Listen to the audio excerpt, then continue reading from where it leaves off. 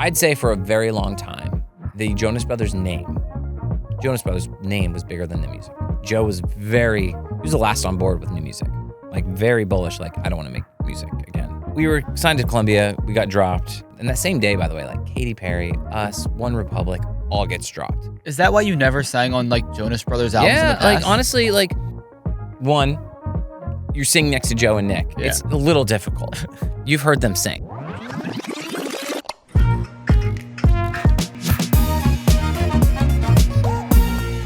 This episode is brought to you by our presenting sponsor, Audible. And Audible just dropped the most anticipated collection of the year, the best of 2025.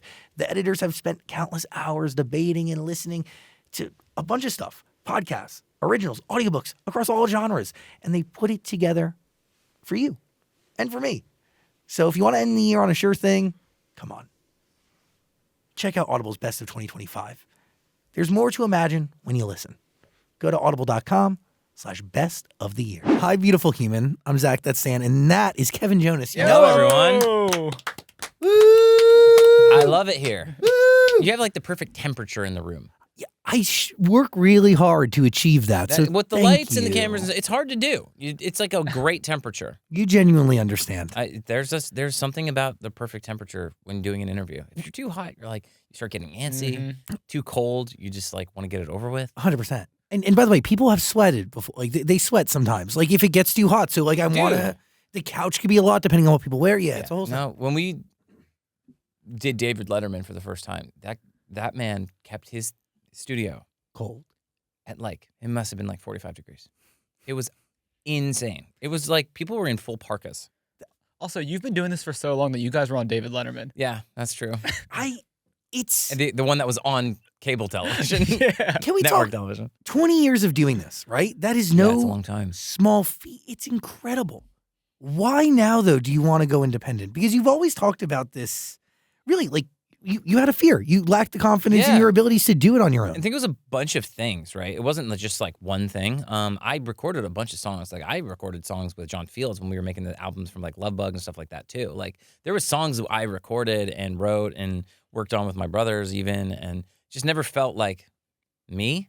And I also didn't feel like I nailed it. Does that make sense? So totally. like this whole journey to getting to where I am right now with changing was such a weird one because we just finished this Christmas movie. I'll give you the little backstory if you're asking. Yeah.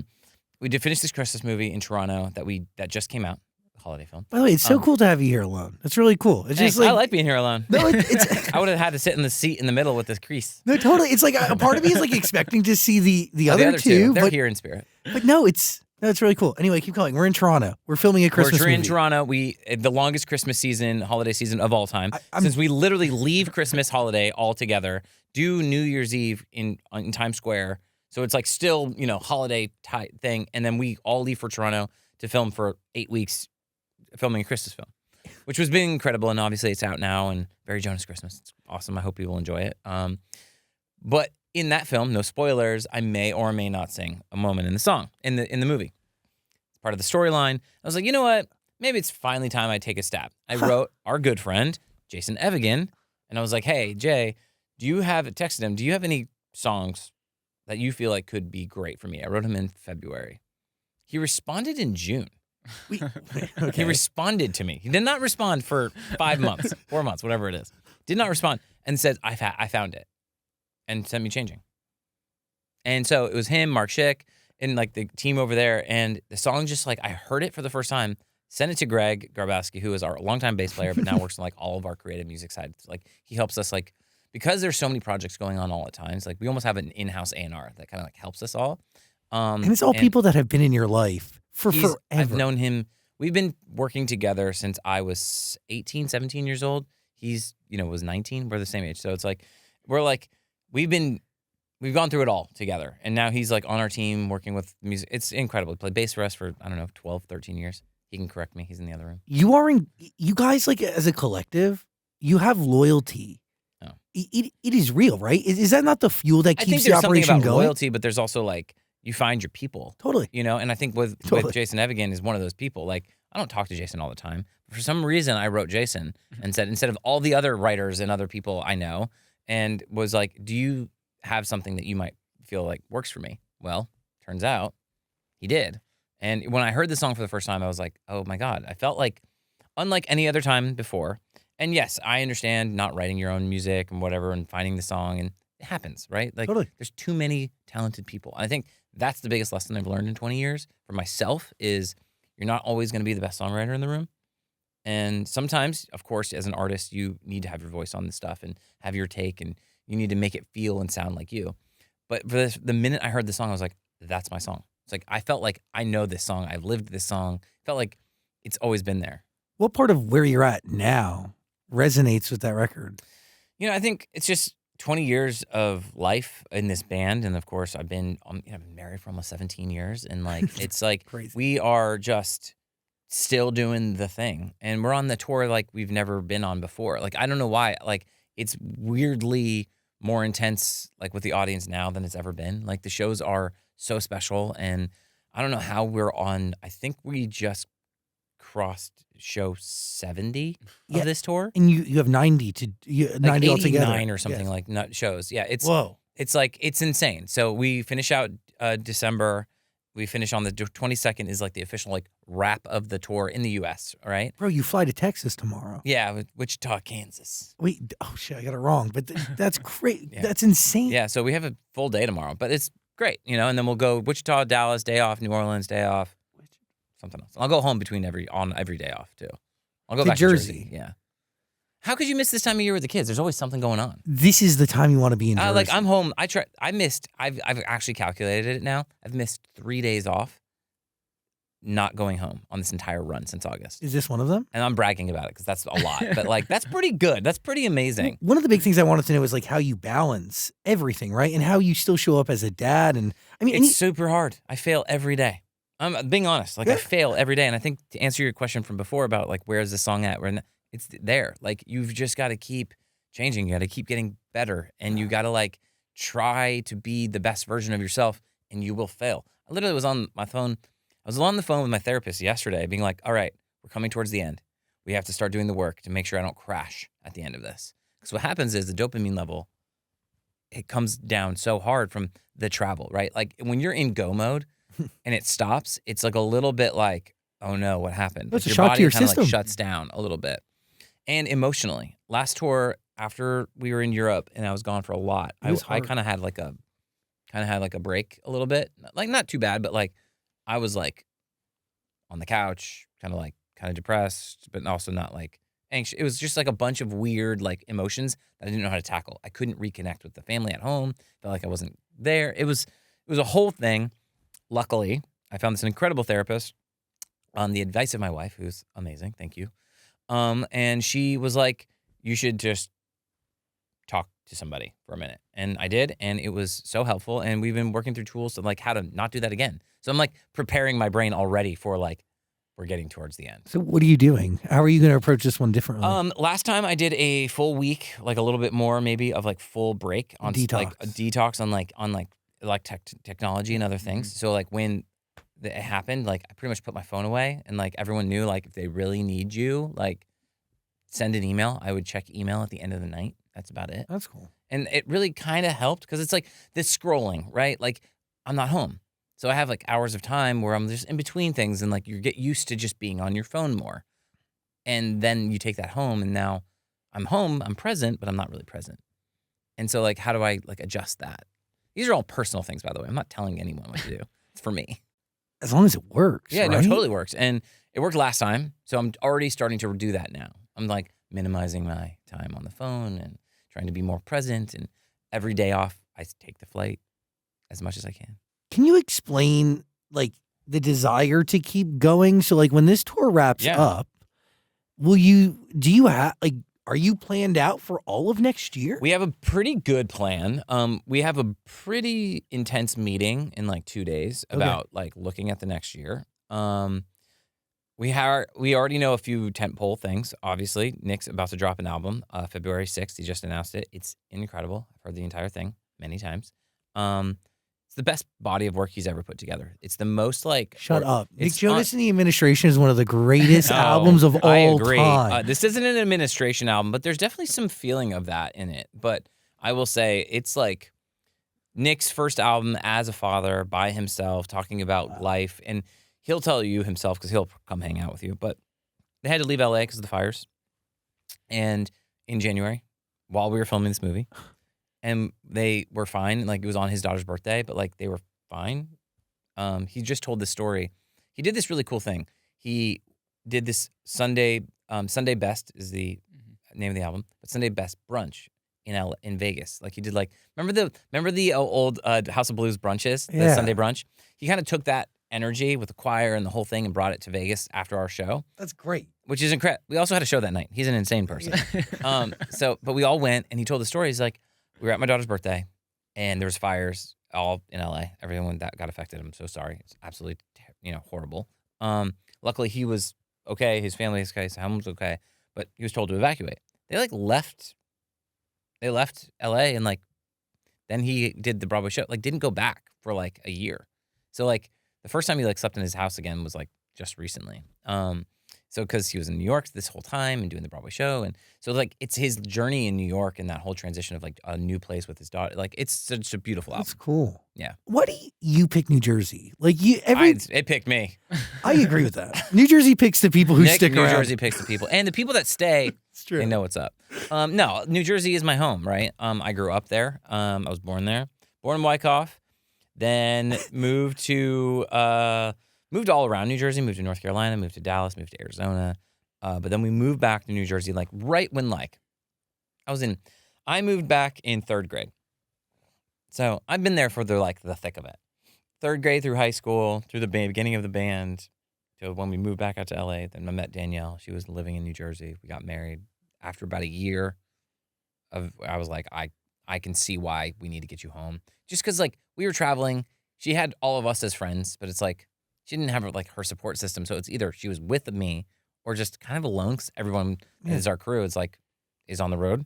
So it's kind of our bubble was not, we were the first to get married. So not even everyone that in the group that has now grown to have families was even there yet. So we just moved back and it just felt like home. And now I'm raising my daughters. We're raising our daughters there. And it's the only place to do that, right? No, but it's one place for me, I guess. Bro, but I've tried to get out for a long time. It just keeps bringing me right back in. On paper, though, it's a beautiful place with beautiful proximity, dude, to the most incredible centers of culture and decision making. It's awesome. It's just the food's amazing. The food's incredible if you know where to go. The people are really cool. Yes. They're really annoyingly loud. You get used to it. But we have everything too. We can go snowboarding, just like California. We can go snowboarding. Yeah. We can go to the beach. Maybe not in the same day like you can, but in season we can. And you have everything. You have proximity to the city. And I think that's why we grew up there and why it mattered. Because we were, same. We were looking at the big city and we were like, oh, wow, look at all this cool thing that's happening. And of course, then Nick started on Broadway when I was 8. So we made that commute. And then I got my license and I was doing the drives for the family. I dropped my brothers off on Broadway and circle for 4 hours and pick them back up in the city and drive them home. I know that lifestyle too well because my parents would do the same thing. Yeah, it was insane. And luckily it worked out for us. And then, of course, then we got dropped. If you know the history of the band, we got dropped from Columbia, which was in that big Sony building. Everyone that's been around for as long as we have is all knew the Sony building. It might still be there. I don't even know.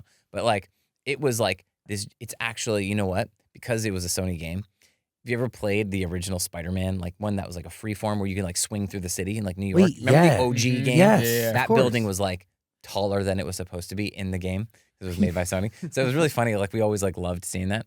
Weird tidbit, but we were signed to Columbia. We got dropped, and then that same day, by the way, Katy Perry, us, One Republic, all gets dropped, which is tough.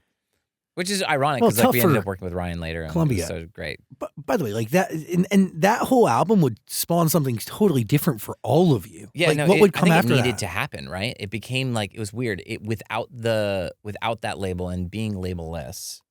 We just went to work with writing in this little house in Little Falls that we were in New Jersey and created the Jonas Brothers self-titled album, which is what Hollywood, when we went to Hollywood, they fully supported us. And John Lind, who was the A&R at the time, rest in peace, was incredible and was just let's do this. Let's do all of the music you've sent me. And we worked with John Fields. And that was the beginning of the band that people knew more so. Like, yeah, we had already been making a lot of music and doing it, but like that was like the Jonas. That's like quintessential Jonas Brothers. And it would turn into a TV show that would erupt into many, many tours and would really circle back to where we're at today, which is this full circle moment where it could have ended right there. It totally could have. Like, it absolutely could have ended in that moment. Bands dropped. No more money to keep going. My dad's already $100,000 in debt and like just like funding his kid's dream. And it could have just totally crashed out. And it does for so many artists. Can you explain, like, what was it? Like, how did you get to Hollywood? How did you know that that was the right place? It's kind of at that time, I think it's a little easy, right? Because you're like looking at coming from a label that wanted you to be a certain way, or like, started to put in like a persona around the band a little bit, like this pop, like punk rock garage band, from New Jersey. Yeah, like, and we're talking about like the Red album cover. Yeah, it's about time. Yeah, it's a about different time. era. It's very like in the garage, like kids like making music, right? But Year 3000 would be on that album? I think it's on there, but I could be wrong. Can you confirm? Because it's on there. It's on there. Okay, good. Okay, so yes, it is on there. And I don't want to brag. I saw you perform back then. Oh my God. At the Willowbrook Mall. Oh my God. I was there. Were you really there? I was there. A long time ago. At the Willowbrook or the Rockaway? Willowbrook Mall. My dude. God. We did a mall tour for everyone that like we were those people that did mall tours. Yeah. It was awesome. It was a beautiful moment. Were you living in Jersey at the time? Yeah. I mean, dude, like I go to the Willowbrook Mall with my kids still. I'm like, no. It's crazy what it's turned into. It's impressive. It's huge. New Jersey and their malls, man. Dude, and it's open on Sunday. I don't want to brag about it. Yeah, exactly. But hold on, man, because you think about getting dropped, obviously, you think about the mall tours, but then you think about making music today and how crazy it has changed. Dude, it's like who knows?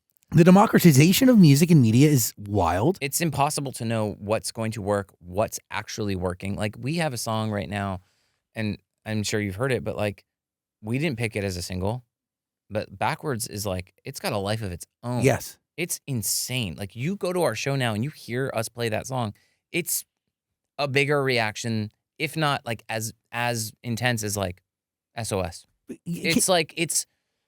But it wasn't we had like 3 songs that we like pushed out before the album came out and like did after the album, but like did the whole process. And that's the one that people connect with. And that's the difference in music now. It's just like, because they have so much access, it's like they pick. No, they make the decision. I actually think the day of singles, unless that's all you're going to, unless that's like what I just did, which is like, this is the one song I'm putting out. Is that your plan? Is to I just think do I'm one going song? to just like put out the music as of right now that I love when I love it. Luckily, I don't have to follow any rules. It's pretty awesome. It's truly kind of incredible. I have great partners. Lovely. The fact that I'm like reworking with Hollywood a little bit for distribution, and I know the team. Most of the team is still there, which is incredible. Wait, I didn't. Like, Stacy's here, who worked on our original projects. You know what I mean? Like it's crazy. And how many emails I sent to that woman to try to interview the Jonas Brothers back in the day? Look at that. She was our project manager like from day one. It was incredible. Like, literally, I think probably hundreds. Here we are. And so it's wild to think that like we did it all, right? We're still making music and we're still getting surprised. Like, what do you think? When's the last time, other than like doing your job, which is the show, but like, when's the last time you looked at the chart? I don't anymore. But like, does anyone? No. Like, can we get real for a second? I think culture Does it matter? No, I think culture is dictated differently, and I think the way it flows and the way we choose. Sure, number one album, it's important and it matters so much. Yeah. To some people. Some people, like, that's all they care about. I just don't think that's like. I think we try to make music for the people that are listening to our music. Try to continue to make music that means something to us, and try to make music that like feels good live. Because our live shows where we like belong. Bread and butter. It's just what it is. Hey, beautiful human, it's that time of the year. Audible just dropped the best of 2025. Woo! I love looking back, don't you? Yeah. Because I do genuinely forget what came out this year. So the folks over at Audible, they've done all the hard work for us. They put together the best self-help books, the best true crime stuff, the best Audible originals. It's all in there.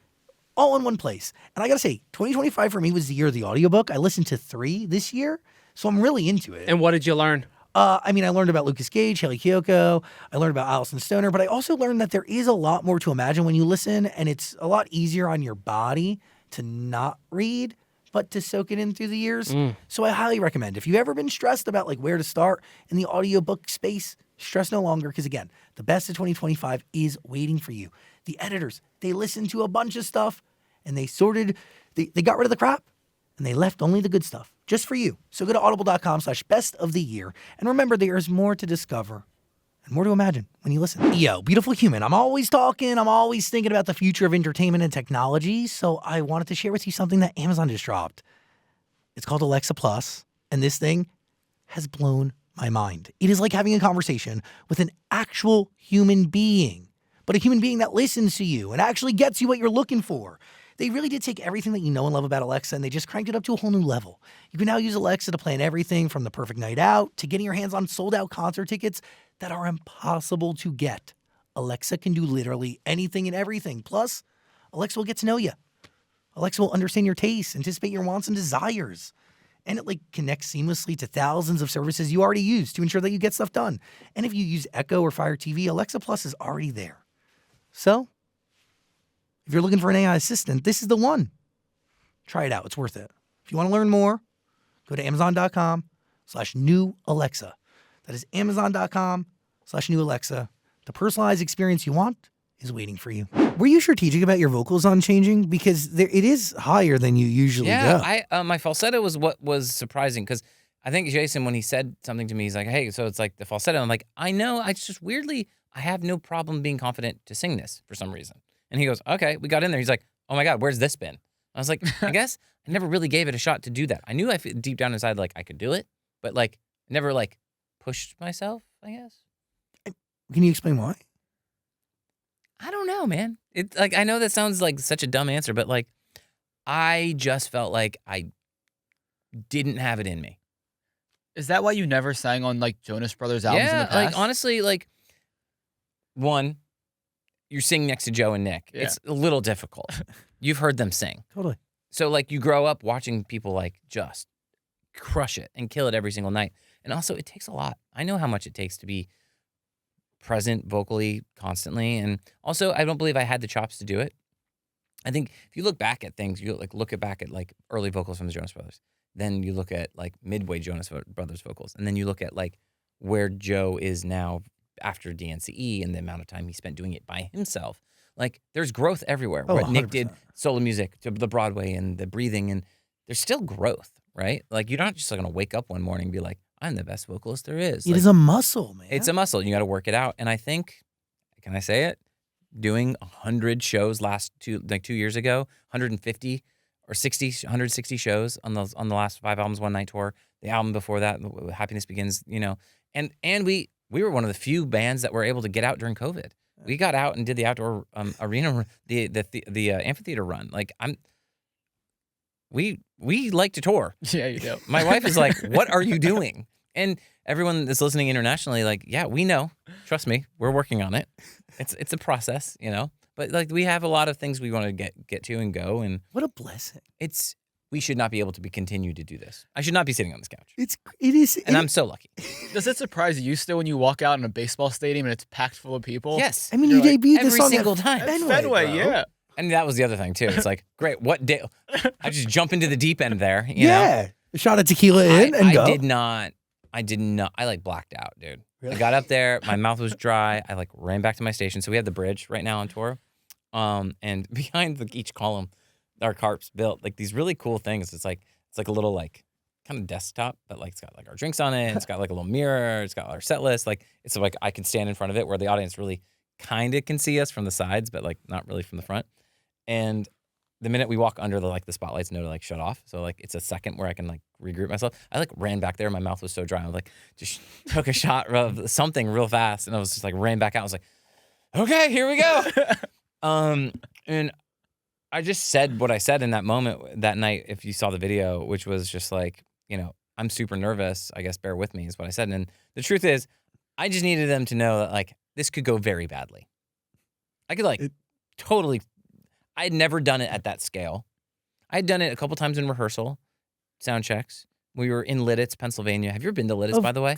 So people may not know this, but it's where all the artists go and they rehearse their tours and they It's set up the insane. staging. It's essentially it's Disneyland for artists. yeah, it's like a mid-sized city, maybe even a small city in Pennsylvania it's really tiny. It's outside Lancaster, Pennsylvania. It's not even in Lancaster. It's like outside of it. It's Lidditz. It's amazing. Whatever this company who builds all of our stages. So, they have the monopoly on stages and everything you see when you go to see an artist.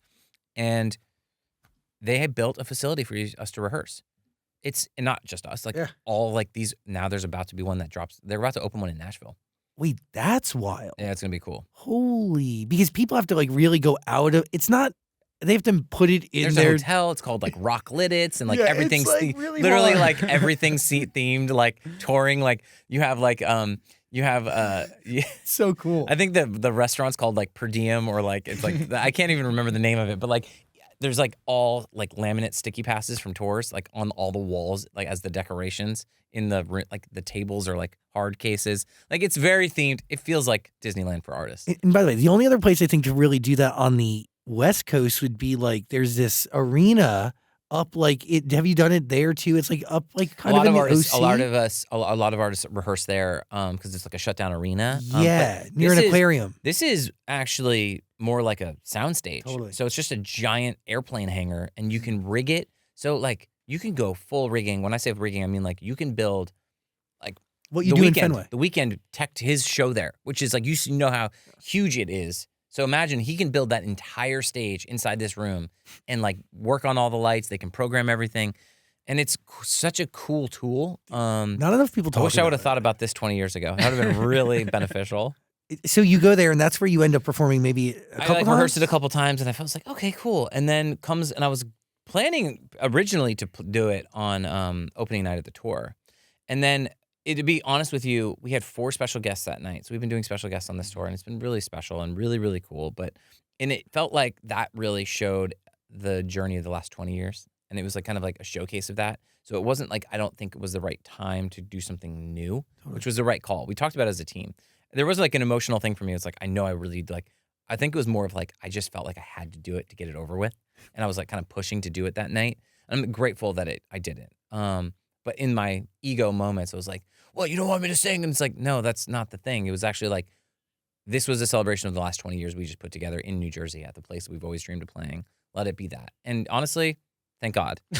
Thank God it was that, because I don't think I would have been as ready. But then a couple weeks later, I did it at Fenway. There is something though where the lyrics in the moment of now and the 20 years and this idea, even the lyric about coffee just being cold and someone clocked that for me. And I'll be honest with you, sometimes the lyric hits different for everybody, right? I took it a certain way, and then someone said to me, "You know why I love that line?" And I went, "No." And they're because you're expecting the coffee to be hot. I was oh. So if you know the song, the conversations. Can you pull up the exact lyric? I apologize. I don't have it in front of me in my brain. Which lyric? The coffee one? Yeah, the coffee line. You have it? The coffee's cold, like these same old conversations, so I keep on changing. Yeah, so these same old conversations. And that's the thing. He's why I love that line is because the coffee's cold, like these same old conversations. You're expecting it to be hot. You're expecting it to still be something warm and cozy and something that you love. And then it's cold. It's been sitting. And it's oh, it's gone stale. So you have to change. You have to change it up. You have to make something new. And it's even in daily life, my relationship with my wife, same thing. You have to keep trying. And I think that's why this song mattered to me. It's yeah. And it kind of goes into the thing with me doing the song. It's I'm ready for a change. I'm ready to try this. Dude, it was fortuitous. An evolution, a reinvention. This totally. Complacency is, You can't live in that world. No. What's it like showing Nick and Joe this? Because after watching them do it solo for so long and having so much success, what's it like being the older brother, being to your younger brothers, hey guys, this is what I'm doing now? They were super supportive. I couldn't have done it without them.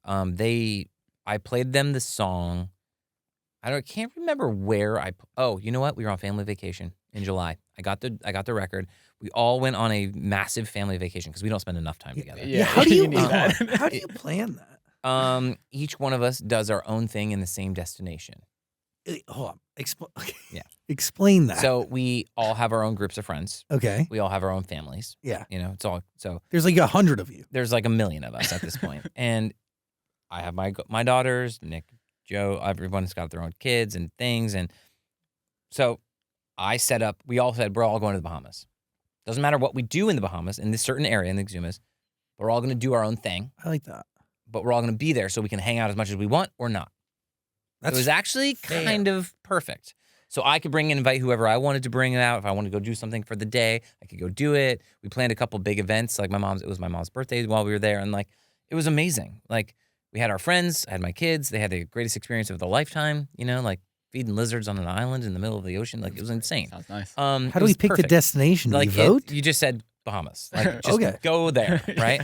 And some boats, some hotels, like we just did the thing. And it was incredible, and we've never done that, by the way. And thank God we did, because I think everyone, unbeknownst to us, like we were preparing all our friends and family, like, you won't see us for a while. Like, we're going to be a little busy, and we have been. But on that vacation, I played it for my brothers for the first time.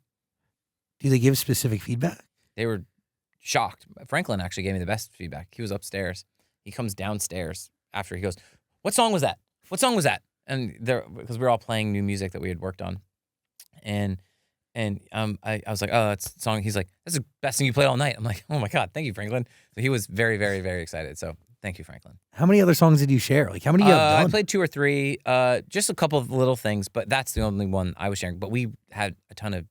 We were still at that point, finalizing the tracks on the album. Wow. Because the album came out in August, and we had not officially picked all of the songs at that point. Like we had the list ready. The vinyl, we had said, okay, here's the ones that are on the vinyl, because you have to do that early enough. But the one that went like out to DSPs and everybody, like we actually were still picking the album on that trip. How many songs did you make for that album? What was really interesting about this album, Greens from Your Hometown, was that it was a collection of songs that we've loved for a long time. There's a couple songs on there that like started 8 years ago. Like No Time to Talk, like the Bee Gees collab, like that was started with Julian Bonetta and Nick in Nashville like 8 years ago. Then they were like, oh my God, we're never gonna get the clearance from the Bee Gees, right? From Barry Gibb and family. And then we like played it one time in the car, and we're like, man. He's like, well, I guess we should like give it a shot. We got to finish this. Sends it to the family. They approve it. Wow. Which we were like, oh my God. So then, of course, it made the album. But we didn't know until like the 11th hour that was going to happen. The Switchfoot collaboration too? Switchfoot collab, which actually written as well with Paris Garbowski, Greg's wife, who's an incredible songwriter. She's on a lot of the album, actually. So like she knew the name of the album. This is really, we had the name of the album long before. And she knew it.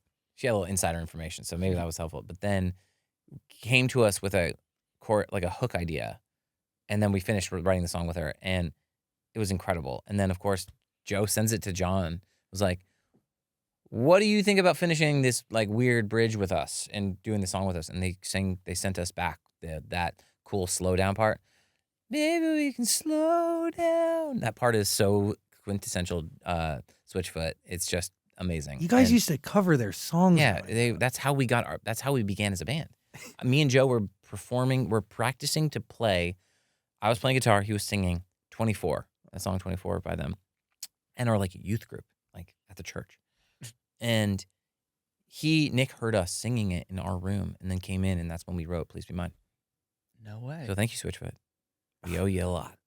Can you describe how each one of your creative roles have changed between that album and let's just go back to 2008. Dude, yeah, no, it's all changed, right? Like, I think there's a lot of growth in everything. I think you hear the growth. I think you hear the different voices. I think one of the most important albums for us, if I like had to be so bold, would be Happiness Begins. Okay, yeah, because it was everything that the Jonas Brothers was 6 years or 8 years removed from when the band broke up, right? But then all the sounds of Nick Jonas solo, all the sounds of Joe Jonas DNCE met with the people that they had collected that they love working with over all of that time. And then me coming in with some, I guess just my take, my voice, my stories. And so that album I felt like really was like, it was never supposed to happen. That album was never supposed to be something we make. When we originally started the conversation about doing something again as a band, it was going to be like, well, how about we do like a little like reunion tour, like 30 cities, 30 shows. That's it. Joe was he was the last on board with new music, like very bullish. Like, I don't want to make music again. Maybe we'll do this, whatever, but like no new music. Okay. And then we went on a trip, which we filmed for Amazon, Chasing Happiness. And it was awesome. Like it was like us bonding as real brothers again. But the moment in Cuba when we were sitting there playing Love Bug, I think he just remembered what it felt like to make music again together. And then everything changed after that. Can you explain who brings that idea up first, the idea of getting back together? Nick brought it up to me. In around Christmas time, around the holidays. He came to visit me and Danielle in New Jersey. Came to Christmas, and we were just hanging, had the full day. And then that night, he was like, I've been thinking about this. How do you feel? But like, kind of sheepishly, he talked about it. Was like, how do you feel about doing that? And at this point, I had been like, cool, band's done, never gonna do this again. Into doing other things. Let's see what happens. But at that point, when he brought it up again, I was like, okay, I'm down to have the conversation. We then talked to Joe about it, and he's less excited, which is like, he's like, I'm doing my dancing thing, I'm living my best life. Like, he's like doing his thing. Cake by the Ocean was like literally huge everywhere after Jealous Cake. Like, it's just tons of stuff happening for everybody.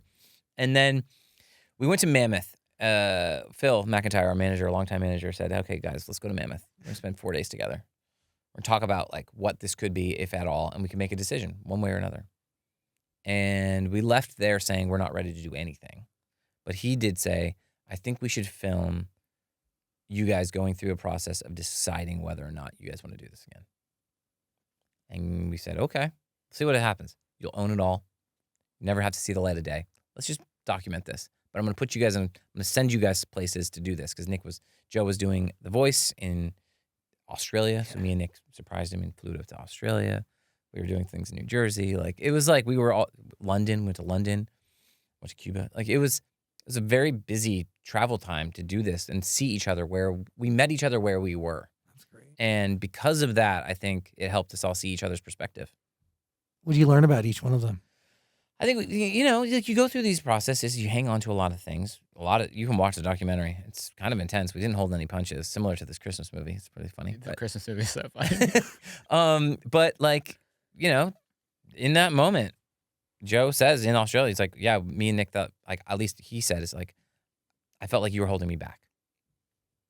Like, he says that straight up. And I was like, okay, whoa, it's a punch to take, Well, I took it. And we still got through it. But that's brothers, right? What does it mean to you today, though?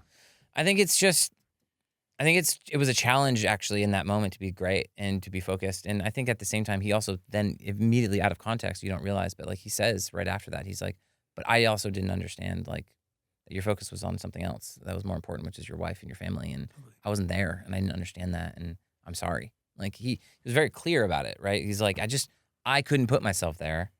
But like, yeah, none of us had balance back then. It was either like the band or nothing. Totally. Right? So like, I was the first to go, I'm going to go do this other thing for a minute. And I think it was important and wasn't always met with great like understanding. But now I think everyone looks back on every one of these decisions, Nick doing the administration or wanting to go solo or breaking up the band. It's like, thank God it happened. It all benefited everybody. It all benefited everything, right? Like, and thank God he ripped the Band-Aid off, because I think we would have been a joke if we would have kept going. Honestly.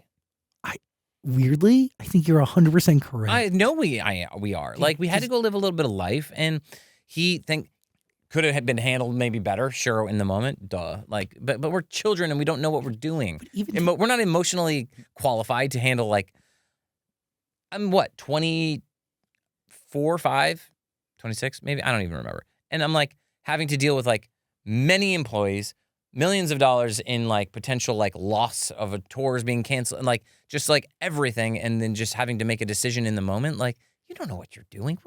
Remember, we're kids from New Jersey that made some music and got really lucky.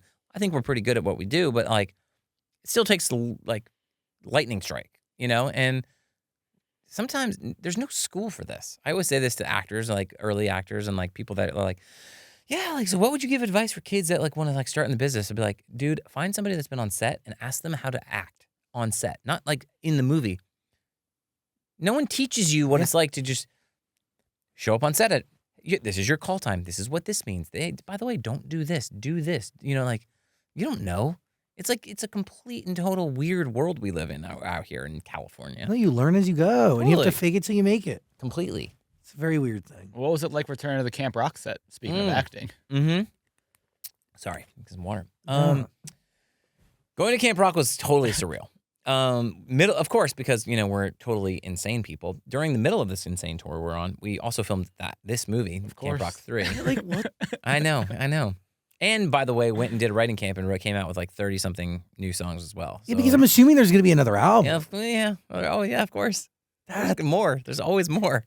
But for now, it's just Camp Rock, man. Woo.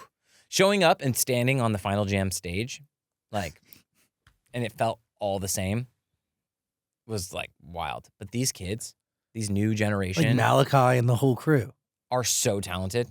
Like it's. You look back at like Camp Rock, like us, like, and yes, we were the Jonas Brothers at the time, so like we had like our established thing going on, so that was fine. But like, the dancers, like the young dancers, I'm talking about like the kid actor dancers, like the young ones and like the singers, and like these kids have been living this for so long because of like Instagram, TikTok, like all of the social media, dancing and presenting yourself a certain way. Like, they're so much more prepared. They're so good. Like, we would have never gotten the job back in the day. You know what I mean? Like, do you really believe that? I don't. Well, maybe to a point, but like you see there are a couple kids in this movie. I won't call them kids. I will call them people. A couple of people in this movie. I'm almost 40. Dude, you're a dad. I could call people kids. When you're like, oh yeah, when were you when the first one came out? Oh, I wasn't born yet was the response. Yeah. That's when I walk away. I'm like, oh no. No, but they're so talented, dude, and they are gonna pop off. Is there any form of pressure that exists to create art that is relevant to Gen Alpha, Gen Z, and like the generation and peers of your It's hard, kids? right? I think Joe does a really good job of it, being very relevant online. Yeah, he's good on TikTok. He's very good, and he does it organically. Like, he's just very funny, and so like he understands it. I have a harder time with it, just being honest. I find my niche, right? I don't think there's a pressure to be. I think it's hard because I do believe there was a time, the last 5 years, maybe the last 3 years ago. It's like, oh, cool. What viral trend will you do to make your song a hit? Like, that's where we live in music now, and that kind of is tough, But I think we've kind of like, it's happened for us, like this backwards trend that happened where this one beautiful, amazing person decided to like yell at the camera and sing the song, but like intensely, and it just became the version of the trend. Like, we didn't do it. You can't predict that. And that's the thing. It's like when it's organic and when it's just natural Authentic. to the environment, it's a very different thing. But like, yeah, it's hard work. Like, that's new artists, I'm saying.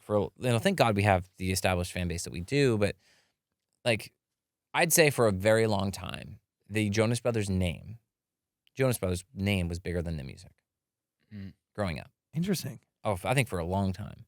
I think like people knew who the Jonas Brothers were, but like they didn't really like know our music. I'd always mention the fact that you guys, I don't think ever had like a number one at pop radio. We never did. And I don't think you ever had a Until number Sucker. one. Yeah, like that was the first time ever. And it came, I mean, quite literally 15 years later. Yeah. And so like, yes, we had songs that people may have known, Year 3000, Burning Up, Love Bug, 100%. moments that people may know, and they like know it briefly. And sure, a lot of people knew, but like, I don't think they're like, the household name was bigger than the music. And I think our music has now collected to the sound. Like, people, when we release an album, I think people are interested to hear what we have to say now. But, I'm almost 40, so that makes sense. But like the John Bellion album, album is my favorite album like ever that we've done. Can you so what is your role and everybody's role now with the 30 songs that we had, because we're bringing in creators and collaborators with a point of view and a process. It is. And I think we all have a role. I think each one of us lets each other do our own thing. I ironically, like in the film, like Nick's like hypertension, like over like the logistics of everything.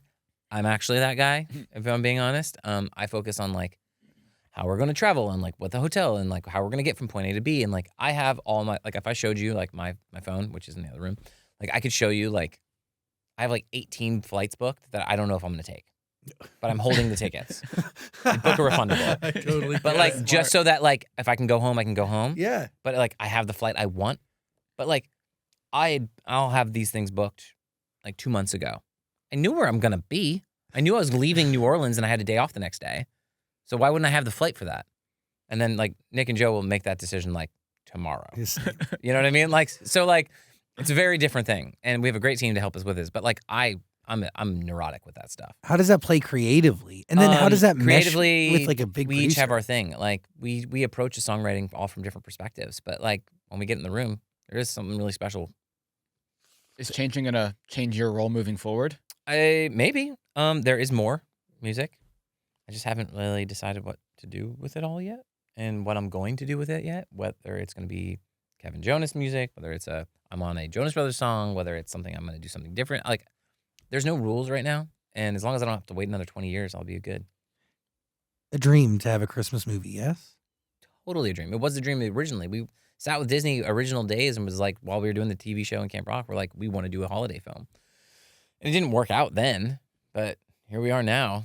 And it's like the perfect timing. Our kids are in it. You know, like my daughters are, I think they're hilarious in the film. And they, you know, the whole family aspect of it, I think really helps. People seem to really be connecting with it and liking it. So I'm really happy. I mean, will you guys make it to Christmas? I don't know. I don't know. Will we make it to Christmas? We do finish the tour on the 22nd. Luckily, we're finishing in New York, so it's not too far from me this time. What is the conversation like with your kids and your wife about having them in the movie? They're like, so we're in this movie, right, Dad? Okay. Yeah, no, they're like, it was more like me and Danielle sitting down, like, how much of this do we want? Do we want to let this continue? Like, what do we want? And then I'm like, I think Nick said it best. He goes, if our parents like stopped us from doing things because we wanted to, this band would have never happened. Right? So like, Really? I don't know. My girls want to act. Okay, let's take it slow. Let's do the school play. See how you like it. You know, like let's be in choir for a year at school. See how you like it. You know, like, but like my daughter, like both of them, but they really like they keep asking, like, when am I going to be in the next like Disney movie, Dad? You know, so we'll see. I mean, think about it though. Like, if your parents were not nearly as supportive as they were, My God, I mean, you wouldn't be we here. owe everything to our parents. Totally. Like my dad, my mom, they gave us everything. My mom was just had Franklin, like 2000, just had Franklin. We're talking like September was born. Nick was in the Broadway show in December. With that, like That's driving to the city, sitting there with a newborn, waiting for Nick to be done, and like sitting in. And any background for families that don't understand what like we're talking about, like when you're on Broadway and as a child, you're considered an adult. You're treated as an adult. Yes, you have wranglers. The parents do not go backstage. They're not backstage in the dressing rooms. Like you're dropped at the stage door. The wrangler grabs you. You go through the process of getting yourself ready, being prepared, going on stage, and your parents aren't in the room. And if they want to come see you, they have to buy a ticket. No way. It's Yeah. so real. Really? It's like a real Yes. thing. And I'm sure there are days that they let them in, they can see, there's like openings, whatever. But like for the most part, if you're going to see your child on stage, you're buying a ticket. Or that's the way it was 20 years ago, maybe 25 years ago. Maybe things have changed and gotten a little more progressive since, maybe. But like, Dude. they were like, stage parents, stay away. And they did. And so it's like at 8 years old, Nick had a full-time job where he was getting dropped at the door, goes to work for 6 hours and gets picked up. And my mom had a brand new newborn driving in and out of the city to do this. So like, Icon. we owe them everything. Must feel good that your dad bought a part of the catalog.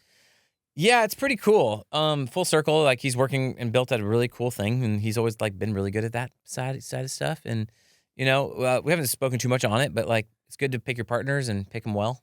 I mean, yeah, dude. No one better than your dad. You're like real. By the way, is "Can't Have You" still your favorite Jonas Brothers song? Of the earlier albums, yes. Yeah. Yeah, I think Vacation Eyes and Little Bird are like beyond now. Of this most recent. Yeah, I think so. Can't Have You is still a awesome song. But Little Bird or Vacation Eyes, those are the ones. How do you feel about I Left My Heart in Scandinavia? It's a time in my life. Yeah. Just like anything, you grow up and you learn. But you know what? People seem to connect with it regardless. It's a little weird, that song. A little problematic, I think. But it's funny. It was a TV show song, right? So like it had to be a little weird. But I sang back in the day. You sounded great. And I don't know. Maybe that didn't give me the amount of confidence that I needed. reason. Maybe that affected me negatively. 100%. And it probably like stunted my growth a touch. We could have had this way earlier. But you know what though? I still go back to until the song's right. Have you guys changing is right? I was gonna say, have you guys has that showed up on like a sign that Joe reads off of, and you guys? Oh, I got asked to play it, and we did. You did? We played it. People that are listening that have not been to this show this year. There's a moment in the show. It's now turned into a lot of the show. Like not a lot, but like a good 30 minutes of the show. Is Joe has started one night reading a sign as a special, as a request moment of the show, and he like gets down there, talks to him. They get a mic, put on a screen, find out their story. Joe like connects with them for a minute. They request a song. Now it's gotten so elaborate. There's like the other night, like they had a full like Wheel of Fortune, Plinko's been there. Like there's so like cool. lights. It's like the signs are getting so elaborate. Some you can't read online out loud. But like it's really amazing, and we hear some amazing stories, and there's requests, and played a lot. There's this one girl online that's tracking every one of our set lists because we opened every tour every night so far. Not for the little bit the last one because we've been adding a lot of new stuff, but because just from time perspective, but a new song to start the set every night. Oh, wow. So it's been a new song every night for like 50 something of the shows, plus the special requests, plus the special guests. So our band's the best in the world, and we can play it all. But like it's it's a new show every night. The musicianship is crazy. And, Yeah, they're insane. But you've been playing with these people They're really, family. Dude, for in some Decade. cases at least a decade. Jack's Bro, been me and Jack 20 have been playing years. together since he was 19 years old. But Our drummer Jack. so you Wallace, who's really also could in play Jonas. anything at any time. I mean, not like any song, but any Jonas Brothers record. You shout it out. You guys know it. Yeah, we can do it. And Even we like- pretty much had to because the last tour was 5 albums one night, right? And then we added this tour. But then you have all the solo music, and then you have songs like they try to stump us, but I'll give it to him, Nick. I don't know how he does. He is a walking Jonas Brothers encyclopedia. He really is a genius. It's People don't talk about it's it enough. insane. It's like he's like, oh, I don't remember that song, and And then someone will in our ear go, I think it was like, because our Mike Wooten, our keyboardist, is like, I think it was like, and he'll sing like a piece of the melody, not the words, not any, and he's like, oh, and then just instantly can play it and sing it. It's That's wild. insane. I've been talking for many, many years that the world doesn't talk enough about how smart Nick Jonas really Musically, is. he's one of the most like he cut dumb. his teeth with John Fields. John Fields treated him. For all that don't know, John Fields was our producer on the Jonas Brothers album. Architect. A little bit longer. And Lines, Vines, and Trying Times, and Nick Jonas in the administration. He's in the band. He plays the bass. John Fields created these Switchfoot albums. Well, did a bunch of them with them, and was like who we wanted to make our albums. He treated Nick like an adult right from the beginning, and that meant a lot to Nick. I think because Nick was young, right? At that time I was 19, so Nick was have been 14, 15. But those are the years, dude. And he sent him to school, and Nick just came out of that like the best musician I know. He's real. so incredibly smart when it comes to this stuff. That's stupid. He can sing his face off. Just wait till you hear the new album, dude. You're gonna be really impressed. I still listen to Nick Jonas in the administration. He just did a whole mini set in Minneapolis with the original guys. No way. It was Wait, that's gonna make you Prince's drummer. yeah. Well, he wasn't there. Michael Lamb wasn't there, but everybody else was. I saw that show at the Beacon Theater. It was so good. I mean, like 3 or 4 times. dude, that show was Because he did a bunch of dates there, right? It's the entire band from Prince was his band, and they were all like in the and they recorded the album live over the course of like 4 days, and it's like, look at his age though. You look at how old he was. when he made the album. It's like he's like Baby. 16, 17. The musicianship is superb. Listen to it on Amazon Music. Also, listen to Changing, Kevin's new song. Hopefully an EP, maybe. Never say never. That's below. Also, A Very Jonas Christmas. Also waiting for you. So much new music. It's all there. It's all there. Amazon Music, link below. Is there something that you discovered in this last year that maybe caught you off guard, maybe surprised you that you really didn't expect? I didn't expect the response to be as like overwhelming as it was. Like I'm not should be like, oh, pick me energy, but like I was shocked by the amount of support for Changing. Like it's been incredible. People just want to. They're happy that you found your voice. And is it? I think so, but it's also like I think they just like I think that's why Jonas Brothers fans are the best in the world. I think we owe them so much and owe them everything. But like they just when they get their heart set on something, they make it real, and they did for me. So thank you. And I think in the best way possible, people were shocked at how good it was. So good. Like they were like, Thank you. "Where have you been, Kevin?" Oh, thank you so much. And I was so excited for people to hear the recording because the recording version is so like I'm so proud of it. Listen to it. It's on Amazon Music. Also, everything Kevin's ever made is waiting for you there as well. It's true though. It's a lot of stuff. And A Very Jonas Christmas. How does it make you feel when your daughter dresses up as you for New Jersey Day? It was so great. I took so many pictures. I mean, that's like her and her friends dressing up as me and my brothers for New Jersey Day at school. Come on. Come on. We win. I win. I also let them take all my guitars, and it was pretty great for the day. wait. You're a good dad. I have a lot of guitars. That's okay. I mean, were they any like iconic pieces? It Or was you the just- original gold top. Pretty And cool. I still play for any like some people who can know and track, but like I still play the original 4 guitars that I played back on the It's About Time album, like on tour now. That white Les Paul is my first big purchase after coming to Hollywood Records, the Supreme. What is it about it? It's just been with me forever. It's It's a just part like of you. part of me. And then the black Les Paul, and then of course the hummingbird. But then I changed the birds to the doves that Gibson gave to me directly. And so those guitars are the ones I still play every night. You are a genuine gearhead. Not too much. You I know have enough. certain things that like are my thing, and I hate playing guitars that aren't those. Like I still play the Poison Ivy's Gold Sparkle, the green one that they made very little of. We run Kempers, which is really good. I love it because I cannot be in one place for too long. For anybody who doesn't know, it's a digital amp pedal thing, so I can like run around and not have to touch pedals. That's pretty cool. It's great. You got to get out of here. I could do. talk to you for hours. Okay, let's do it. Thanks for What are hanging. you doing for dinner? I mean, I may be around I actually. don't know what I'm doing. You're probably really busy. Yeah. We're getting our hand in footprint tomorrow at the Wait, so when are at you the going? GCT. When are you going to Wichita, Kansas? Directly after. Hey, I'm so okay. Go. You're busy. Kevin Jonas, everybody. Thanks, everybody.